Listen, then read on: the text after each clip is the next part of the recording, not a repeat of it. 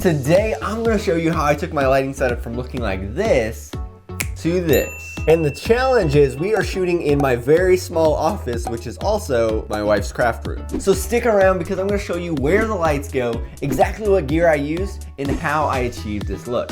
So if you're anything like me, you wanna have a good looking YouTube setup. And as you can see, I actually started filming in my living room with my phone. And over the past 3 months, my set has evolved quite a bit.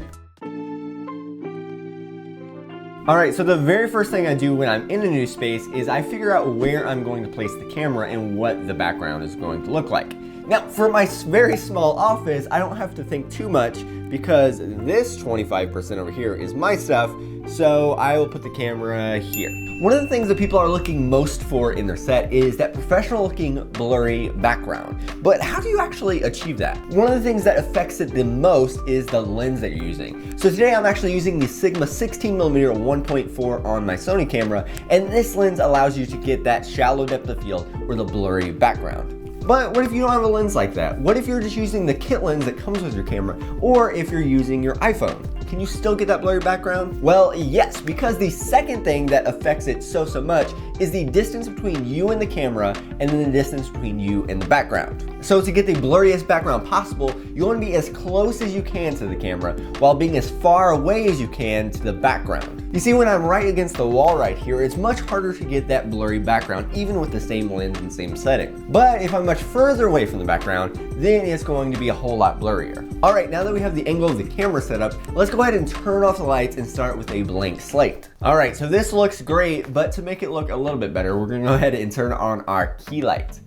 So this makes a big difference already. Now where your key light is, that is going to be your most powerful light, and honestly, your most important, especially to get started. So just getting one light will definitely transform your lighting if you haven't used any at all. So I actually got this one on Amazon for $57. I'll go ahead and put the link in the description. And I like it so much because it's super versatile, and if it's your first light, this is definitely a great option. So for your key light, you wanna place it at a 45-degree angle on the side of your camera, so you have light on one side of your face, but you still have a little bit of shadow on the other side to create a little bit of contrast. Now, one problem that I found with this small space here is if I have the key light looking right at me, pointed right at me, it spills a lot onto the background. So what I've actually found is a way to avoid this is you want to take the key light and you want to turn it away from you and away from the background. So you want to turn it just a little bit where you don't have nearly as much light on the background, but you still have that light on your face. And the reason I do this is because you'll see in a lot of cinematic lighting setups,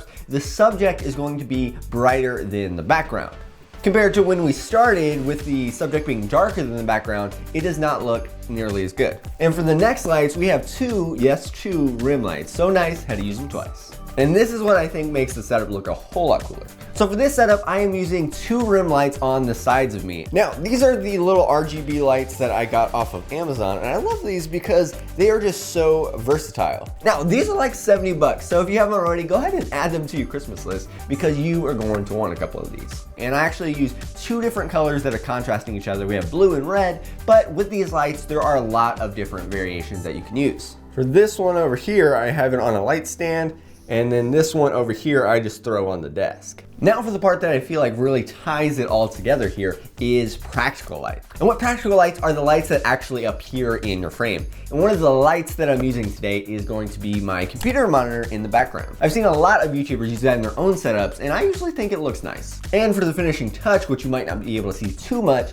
is I have an RGB strip that goes around my desk to give it just another pop of color. And now for the fun part, let's go ahead and turn all the lights off and see what each one does one by one. All right, so we'll start with the key light, then we'll go over here and turn on the first rim light, turn on the second rim light, turn on the practical light. Now I know the whole bright RGB look isn't for everyone, so if you want a cleaner looking setup, I actually made a video that you can watch right here. Hey, if you found this helpful, go ahead and hit that subscribe button, and I'll see you next time.